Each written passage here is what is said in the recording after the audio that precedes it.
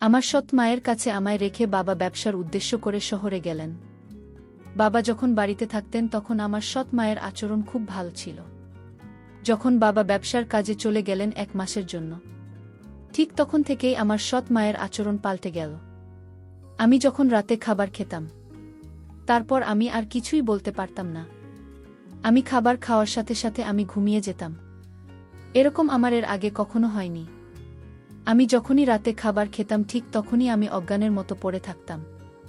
আমি সকালে উঠে আমার সৎ মাকে জিজ্ঞেস করলে তিনি বলতেন, এ বয়সে একটু বেশি ঘুম হবেই। কিন্তু হঠাৎ করেই আমি জানতে পারি আমি মা হতে চলেছি।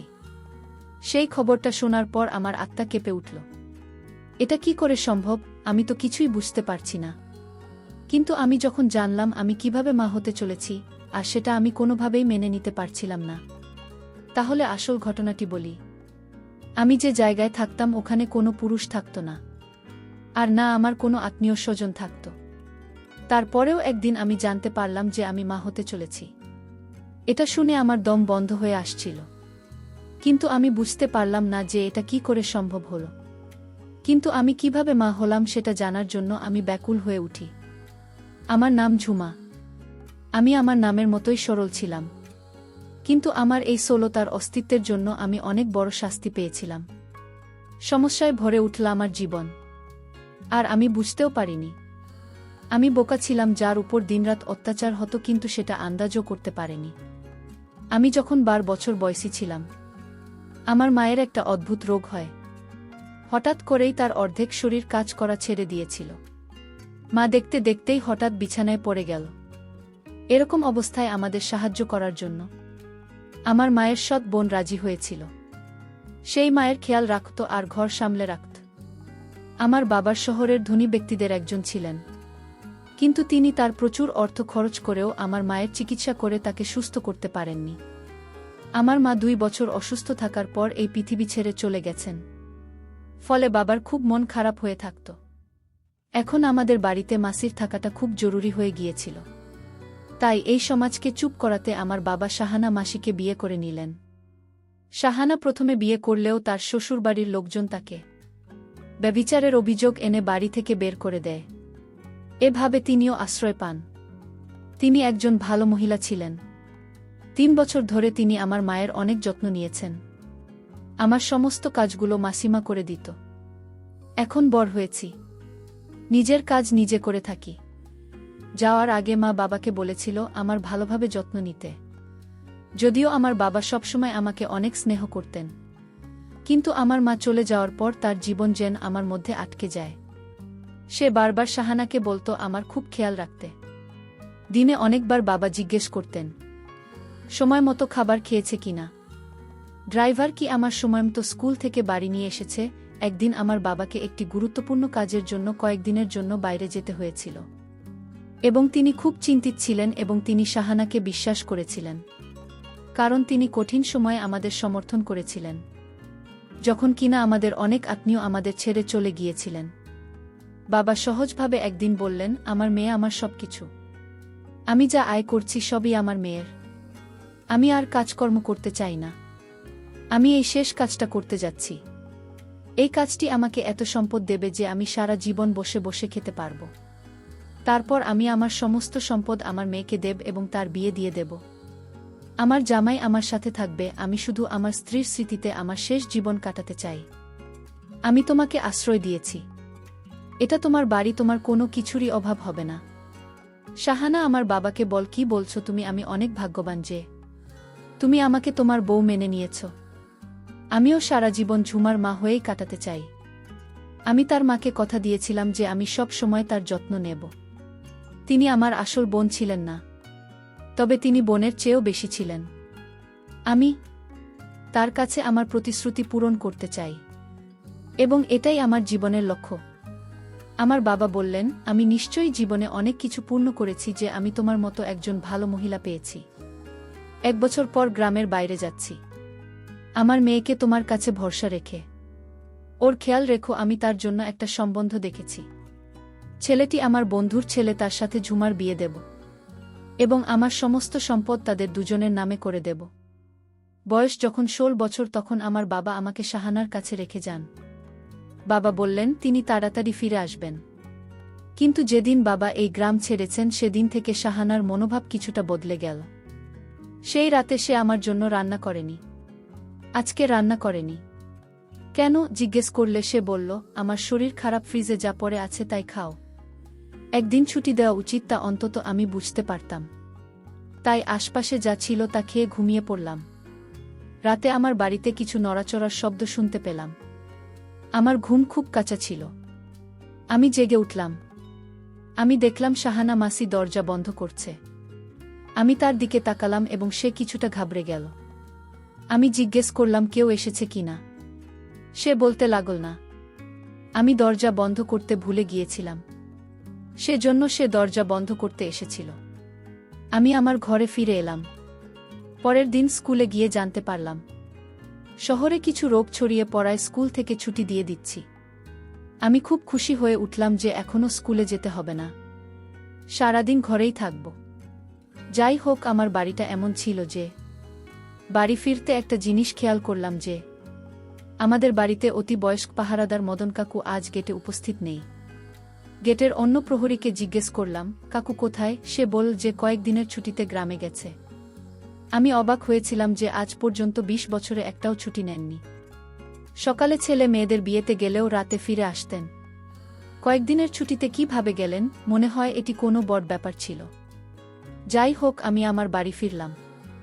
রাতে শাহানা মাসিকে আমার জন্য আমার পছন্দের খাবার রান্না করেছিল এবং গতকাল সে আমার জন্য রান্না করেনি বলে আমার থেকে ক্ষমাও চেয়েছিল। সে বলল যে আমার বাবা চলে যাওয়ায় তার একটু মন খারাপ ছিল। আমি তাকে বললাম, তুমি কি আমার বাবাকে খুব ভালোবাসো? আমার মা আমার বাবাকে অনেক ভালোবাসতাম। সে বলল, তোমার বাবা এত ভালো মানুষ যে কেউ তার প্রেমে পড়তে পারে। আমিও তার প্রেমে পড়তে শুরু করি, কিন্তু সে আমার দিকে তাকায় না। তুমি আমার সৎ মা হলেও আমি তোমাকে কখনো অপরিচিত মনে করিনি। বাবা ফিরে এলে আমি তাকে বলবো আমার মায়ের সাথে যেমন করে থাকত ঠিক সে যেন তোমার সাথে তেমন করেই থাকে। সে জিজ্ঞেস করতে লাগল, তোমার বাবা তোমার মায়ের সাথে কেমন থাকতেন? আমি বলছিলাম যে তিনি মায়ের জন্য নতুন এবং দামি উপহার নিয়ে আসবেন। তিনি তার প্রশংসা করতেন। দুজনকে একসাথে খুশি দেখে আমিও খুব খুশি হতাম। আমি শুধু তার সাথে কথা বলেছিলাম এবং আমার পছন্দের খাবার খাচ্ছিলাম। এটা তো সত্য যে তিনি খুব ভালো খাবার রান্না করতেন, এমনকি আমার মায়ের চেয়েও ভালো। এরপর কখন আমার রুমে এসে আমি এত গভীরভাবে ঘুমিয়ে পড়েছিলাম মনে নেই। সকালে যখন চোখ খুললাম আমি আমার শুয়ে আছি, কিন্তু আমি মনে করতে পারছি না কিভাবে আমি আমার বিছানায় পৌঁছেছি। সকালে শাহানা আমার সৎ মাকে জিজ্ঞেস করলে সে বলল, তুমি নিজেই তোমার বিছানায় গিয়েছে। কিন্তু হ্যাঁ, তোমার খুব ঘুম হচ্ছে। এই বয়সে ঘুম এমনই হয়, কিছুই মনে থাকে না। এই বয়সে সত্যিই এমন ঘুম আসে। কিন্তু আমার ঘুম তো খুব কাছে ছিল। কিন্তু যাই হোক, তারপরে আমি সেদিকে খুব একটা মনোযোগ দেননি। কিন্তু এখন আমার বাড়িতে অদ্ভুত কিছু ঘটনা ঘটছিল। একদিন দেখলাম ড্রয়িং রুমে অনেক অনেক ভালো ভালো খাবার যাচ্ছিল। কে আছে জিজ্ঞেস করলে কাজের মেয়ে বলল, আপনিও এসেছে শাহানারা, আপনিও তো আমারও, আপনিও সমান। তাই আমিও ড্রয়িং রুমে গেলাম। আর সেখানে গিয়ে আমার সামনের দৃশ্য দেখে আমি অবাক হয়ে গেলাম। ওখানে কোনো অতিথি ছিল না, কিন্তু দুজন লোক বসেছিল যারা দেখতে বড়লোক, কিন্তু কিছুটা বিপজ্জনকও বটে। আমি ভিতরে প্রবেশ করার সাথে সাথে সে আমার দিকে তাকাতে লাগল। শাহানা আমাকে পরিচয় করিয়ে দিয়ে বলল, এ আমার স্বামীর মেয়ে। তাদের একজন বলল যে ও খুব সুন্দরী। তাদের বলা এই কথাটা আমার কাছে খুব অদ্ভুত লেগেছিল। তারপর আমি আমার রুমে ফিরে এলাম এবং পরে সে বলল যে তারা ছিল আমার ভাই। আমার সাথে প্রতিদিন একটি অদ্ভুত ঘটনা ঘটত। আমি যখন সকালে ঘুম থেকে উঠতাম তখন মনে হতো যে আমি খুব ক্লান্ত, এবং রাতে আমার ঘুম এমন হতো যে আমি অজ্ঞান হয়ে পড়তাম। আজকাল আমার কিছুই মনে থাকে না যে আমি কখন আসছি বা কখন আমার ঘরে আসি। আমি একদিন হঠাৎ আমি অসুস্থ হলাম, বমি বমি ভাব এবং মাথা ঘোরা শুরু করল। আমি ভয় পেয়েছিলাম যে আমিও সেই রোগে আক্রান্ত হতে পারি যেটি আজ সারা এলাকায় ছড়িয়ে পড়েছে। আমি সৎমাকে জিজ্ঞেস করলে জানালে সঙ্গে সঙ্গে ডাক্তারকে ডেকে পাঠায়। ডাক্তার বাড়ি এসে আমাকে চেক আপ করলেন। তিনি আমার রক্তের নমুনা নিয়েছিলেন এবং বলেছিলেন যে পরীক্ষা করার পরে তিনি রাতে পরীক্ষার ফলাফল জানাবেন। তিনি আমাকে কিছু ওষুধ দিয়ে চলে গেলেন। সে ফোন নিয়ে আমার সামনে দাঁড়িয়েছিল। হঠাৎ কিছু অদ্ভুত কথা বলল। বলতে লাগল, না, এটা হতে পারে না। ডাক্তারবাবু, আপনার নিশ্চয়ই কিছু ভুল হয়েছে। এটা হতে পারে না। আমি চিন্তায় পড়ে গেলাম যে আমার রিপোর্টে কি মনে এসেছে। সে হঠাৎ ফোন কেটে দিল এবং আমার দিকে এমনভাবে এগিয়ে আসছে যেন আমাকে শোনানোর জন্য খুব খারাপ খবর আছে। আমারও মন খারাপ হয়ে গেল। আমি জিজ্ঞেস করলাম, ডাক্তার কি বলছেন? তারপর সে বলতে লাগলো যে ডাক্তার কি বলছেন সেটা পরের কথা। আগে বল, তুমি এটা কিভাবে করতে পারলে? তুমি তোমার বাবার সম্মানের কথা চিন্তা করলে না? তুমি কিভাবে করতে পারলে এটা? এখন সে ফিরে এলে আমি কি জবাব দেব? আন্টি কিসের কথা বলছে? আমি কি করেছি কিছুই বুঝতে পারছি না। ডাক্তার তোমাকে কি বলেছে? আর তুমি আমার সাথে এভাবে কথা বলছো কেন? আমি তো কিছুই করিনি। ডাক্তার বলেছে তুমি মা হতে চলেছেন। তার এটুকু বলায় আমার মাথায় মনে হলো আকাশ ভেঙে পড়ল। আমি হতবাক ছিলাম। এটা কিভাবে হতে পারে? আমি জানতাম না আমার কি হয়েছে। আমি এমন কোনো পাপ করিনি। আমি চিৎকার করে কাঁদতে লাগলাম যে এটা মিথ্যা, ডাক্তারের কিছু ভুল হয়েছে। শাহানা বলেন, ডাক্তারের সঙ্গে হয়তো কিছু ভুল বোঝাবুঝি হয়েছে, সেই জন্য কালকে আমরা অন্য ডাক্তারের কাছে যাব। হঠাৎ তার মনোভাব বদলে গেল। পরের দিন আমাকে অন্য এক ডাক্তারের কাছে নিয়ে যাওয়া হলো। তিনিও বললেন, আমি মা হতে যাচ্ছি, কিন্তু আমি এমন কোনো ভুল করিনি। তাহলে আমার কি হলো? আমি পুরোপুরি বিচলিত হয়ে পড়লাম। দিন রাত কাটতে লাগলাম। আমরা ডাক্তারকে বলেছিলাম যে আপনি কি এর কোনো সমাধান করতে পারবেন? আমাকে ঘরে ফিরিয়ে নিয়ে সে বলল, তোমার বাবা আমার ভরসায় তোমাকে দিয়ে দিয়েছিলেন। এখন আমি তাকে কি জবাব দেব? আর একটা ঝামেলা হলো, সে দিনই যখন বাবা ফোন করে বললেন, আমি তাড়াতাড়ি আমার কাজকর্ম শেষ করে নিয়েছি, তাই আমি এই সপ্তাহে ফিরছি। ডাক্তার মতে আমার দ্বিতীয় মা চলছিল এবং আমার বাবা আসার সময় এটি 3 মাস হবে। বাবা ফিরে আসলো আর আমরা দুজনেই খুব চিন্তিত হয়ে পড়লাম। এখন তাকে কিভাবে বলল? বাবা আমার সাথে দেখা করে খুব খুশি হলেন। তিনি আমাদের সাথে বসে খাবার খেলেন এবং শাহনামা সিরাতে তার সাথে কথা বলতে শুরু করল। আমি আমার রুমে বসে ভাবছিলাম এখন কি হবে। এমন সময় হঠাৎ আমার রুমে বাবার চিৎকারের শব্দ আসতে লাগল। আমি তো যেন গান হারিয়ে ফেলব। মনে হচ্ছিল বাবা আমার রুমে এসে কথা বলতে লাগলেন। জিজ্ঞেস করতে লাগলেন, এসব কি কি? এসব আমার ওই একই কথা। আমি কিছু করিনি। আমি কিছুই করিনি, কিন্তু আমার বাবাকে কথা শোনাতে ছিল। এই প্রথম বাবাকে আমার উপর এত রাগ আমি তো দেখলাম। তিনি প্রথমে তো রেগে গেলেন, এমনকি তিনি আমাকে চড়ও মারেন। আমি তোমার জীবন নিয়ে আর চিন্তা করি না। যা ঘটে ঘটুক, এখন আমরা এই সন্তান থেকে মুক্তি পাব। যেখানে আমি বস, এখানে তোমার বিয়ে হবে। বাবা আমার কথা শোনেননি। আমাকে কিছু বোঝানোর কোনো সুযোগও দেননি।